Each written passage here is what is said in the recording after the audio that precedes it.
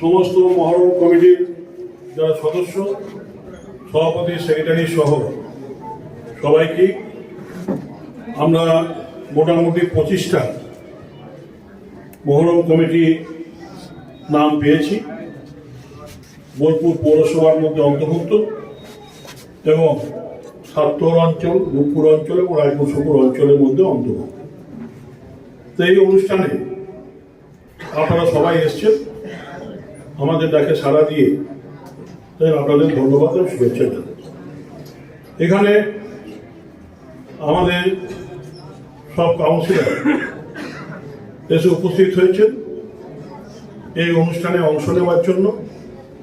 তাছাড়াও আমাদের রায়পুর সুপুর এবং রূপপুর এবং সাত্তরের সমস্ত যারা দায়িত্বে আছেন তারাও এসে উপস্থিত হয়েছেন যাতে এই অনুষ্ঠানটাকে সাফল্যমণ্ডিত করে। আজকে মহরম আমরা যেটুকু জানি, কারবালার যে শহীদ তাদের স্মৃতির উদ্দেশ্যে মহরম।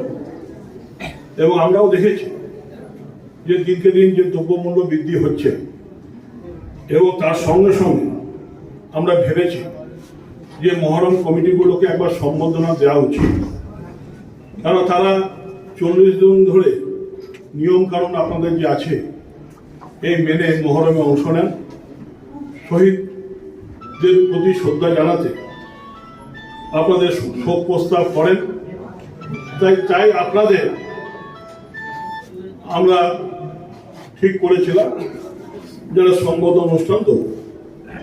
তার সঙ্গে সঙ্গে ভাবলাম যে আগে একটা এলাকায় একটাই মহরম হতো, এখন এলাকা বাড়ছে, মানুষ বাড়ছে, সংখ্যা বাড়ছে, তার জন্য হয়তো সে এলাকাতে একের অধিক মহরম কমিটি হচ্ছে, তাই তেমনি খরচও বাড়ছে। তাই জন্য আমি যেহেতু শ্রীনিকেতন শান্তিনিকেতন উন্নয়ন পর্ষদের দায়িত্বে আছি, সেখান থেকে একটা সাম্মানিক কিছুটা অর্থ যাতে আমরা সাহায্য করতে পারি আপনাদের, যাতে আপনারা আরো ভালো করে মহরমটা উদযাপন করতে পারেন,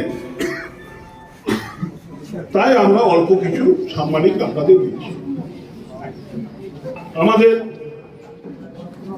যে 23টা